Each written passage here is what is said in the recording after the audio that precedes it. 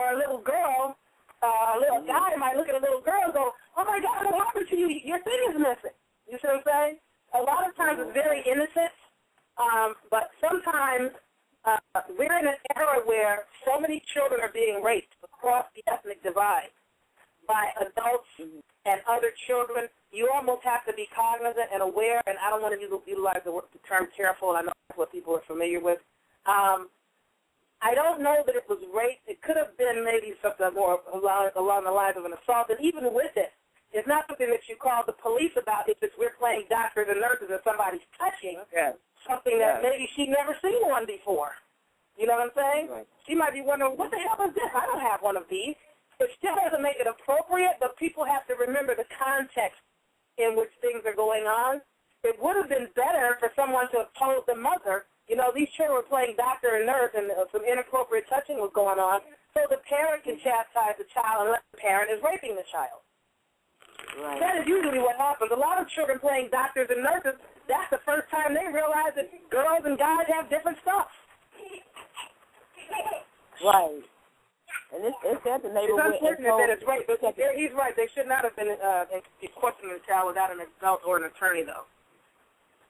Yeah, and that's why I was saying, my point for me saying about my niece was that they're doing that. They're doing that. They got my niece down there. They got her to the place, took her inside the place, but then right when it came time for her to ask, you know, the question, my niece, they separated them two. And I told her that, and I had told her before she went down there, do not let them question her without your presence. And she, you know, they scared her up, and that's what usually happens. They scared her up.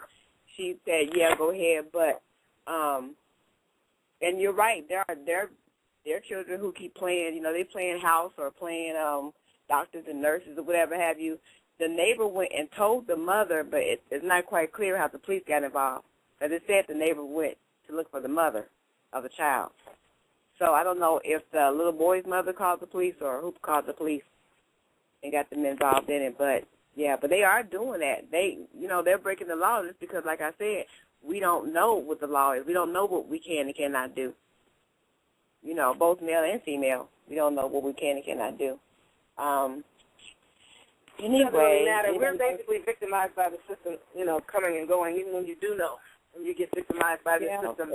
So when you look like us. Because you have to remember, people have done a home invasion robbery, and they don't want to get up off the house. Yeah, it helped a little bit, though, because I had to get with them, and because I knew a little something, I got to ask back about my child. That's what I'm saying. So you got to come with a little something. Wow, who's next? KJ, you got a story? Okay, I think KJ went to sleep on us on Wake the Hell Up Wednesday. No, I'm here. I'm here. Oh, well, 5 days ago. Right.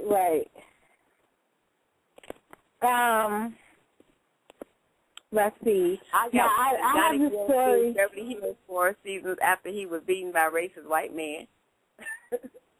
I don't know if y'all can hear about that. Oh, Johnny Gill, Johnny Gill, you know, from New Edition. I'm just trying to break up the monotony of that because that was sad to me. I hate to, every time I hear about children going through any kind of sexual thing, it really saddens me, and especially, you know, if the little girl was doing that to the little boy sexually, you know, you also got to think about the fact that was somebody messing with her. So it's a vicious cycle that can keep continuing. We need to. Anyway, Johnny Gill sues Beverly Hills 4 seasons after he was beaten by a racist pink man. Soulful crooner Johnny Gill from the New Edition has reportedly sued the 4 seasons Beverly Hills for allegedly for allegedly being neglected and protecting him from a drunk pink patron. According to Gill, his assailant not only spewed racist insults his way, but also pummeled him so severely that he could not perform. You know what, KJ, you got a story? Because that shit boring as hell. Who cares? Man, see, that's like that. It don't make no sense to me. That it does make a lot of sense because I have people who was bodyguards of some of these people, and like it happens on a regular basis. They mess with the people who are actually legally armed. They have a problem with black men being armed and protected, and they don't give a fuck if you famous or not. They don't care. Where do it say about armed? Okay, let me go back and read that part again. Did I miss? I might have missed something. No, I'm saying, like, I know people who have dealt with these celebrities and stuff like that, whereas they are armed guards. They're armed bodyguards. They're black men. They're from the hood. So, I mean, and it is what it and here's the problem that people forget, is that you do go to, but he's somebody who is a so-called famous celebrity, and it's like they're not going to do nothing to help you. I mean, their job is... Did you hear about the story? Did you want me to read the story? Yeah, I reposted it. You said that it sounded boring. Like, who cares? It's very relevant because what about okay, I'm gonna read the story there. I'm gonna read the story so we all can be on the same page about what happened. And again, we're talking about, I'm not gonna read the first part because I already did that part. But let me say, according to Johnny Gill, the assault occurred on August 23rd in 2011. In the lawsuit, which the New Edition member filed at the Los Angeles Superior Court, Gill stated that he was conversing with friends in the dining cocktail area of the hotel at about 11 p.m. on the night of the altercation. An unnamed Caucasian assailant allegedly began hurling racially inflammatory remarks at the performer. When Gill reportedly tried to fend off the altercation, the stranger allegedly pushed him with such brute force that he wound up getting slammed against a heated lamp that resulted in not only extensive bodily injury but pain and suffering. Gill is reportedly suing his assailant for medical expenses and loss of earrings. I'm sorry, it don't say earrings, y'all. It says earnings. Loss of earnings. I just saw a picture of him and he had these big-ass earrings. Anyway, loss of earnings because he claims he was unable to perform his duties as an entertainer. According to the 47-year-old Grammy Award-nominated R&B veteran, not once did any of the hotel staff intervene during the altercation. Gill also alleged that the hotel's cocktail lounge bartending staff also did not prevent the assailant from becoming inebriated, which allegedly led to his attack. They ain't spell that right. Inebriated. Okay. According to the lawsuit, Gill is seeking $1 million in damages for the alleged wrongs inflicted upon him by the assailant. I guess they want to know why he waited so long to sue. I don't know, but that's why I said it wasn't really irrelevant. It wasn't really relevant because he's gonna sue and he probably gets Dr. Bill paid and whatever. Yeah, he probably needs some money right now. All they gotta do is come out here and sing, be in concert. Oh, by the way, y'all, if y'all in Arizona, please know my boy Keith Sweat will be here in a couple of weeks. And your girl trying to go, trying to get up in there. So anyway, KJ, are you ready now? I gave you some old crazy stories so you can get some time to get your story together. Well, I had it. I was scrolling, but yeah, I have a story here. Okay. And the story is, I guess it's going to bring us back down a bit. Well, I guess I can go with the story since it isn't that bad.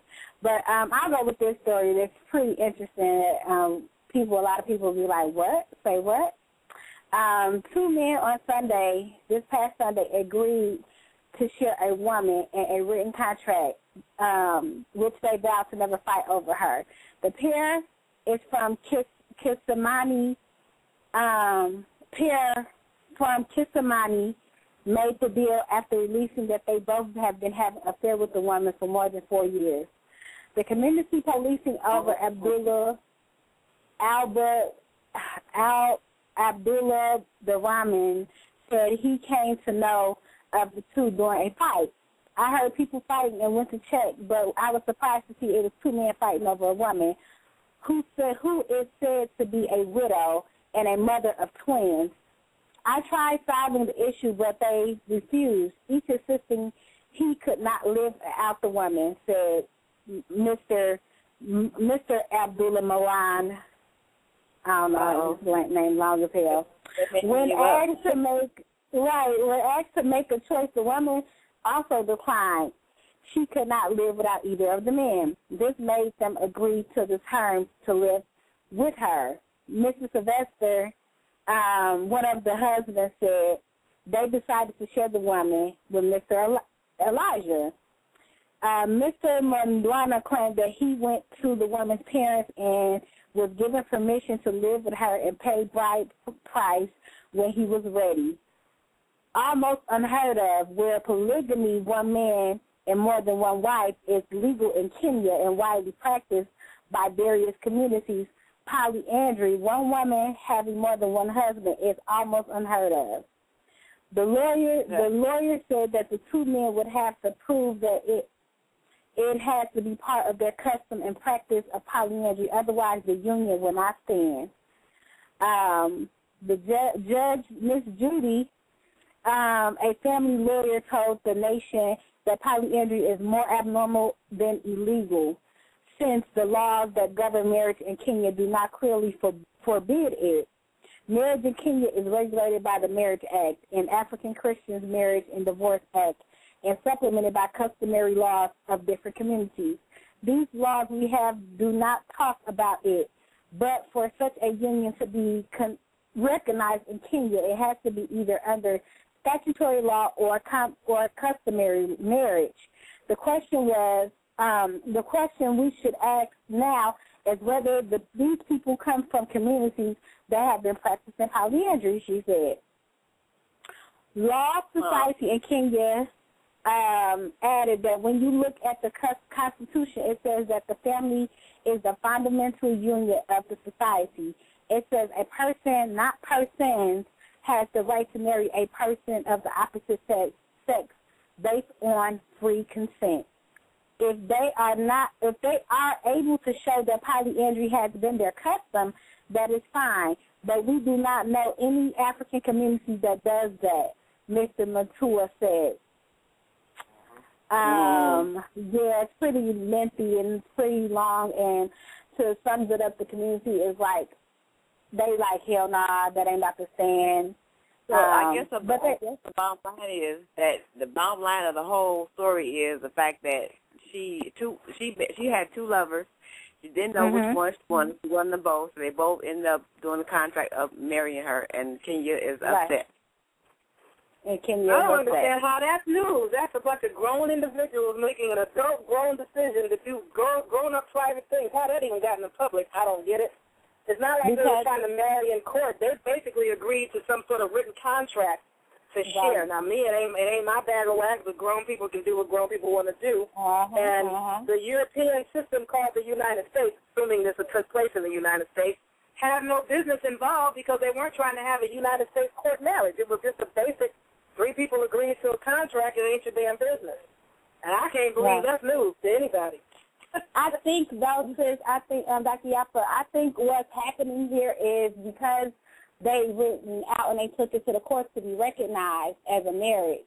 That's where the law, I'm assuming, is coming into place, because they're saying that it's not going to stand up. So I'm thinking they're trying to attempt to get some type of recognition for this type of marriage, and I'm assuming because since it isn't practiced widely, or it's like basically undercover, because I know a sister which is married to my family whose mother was a polyandrist, and she has children by like all type of people.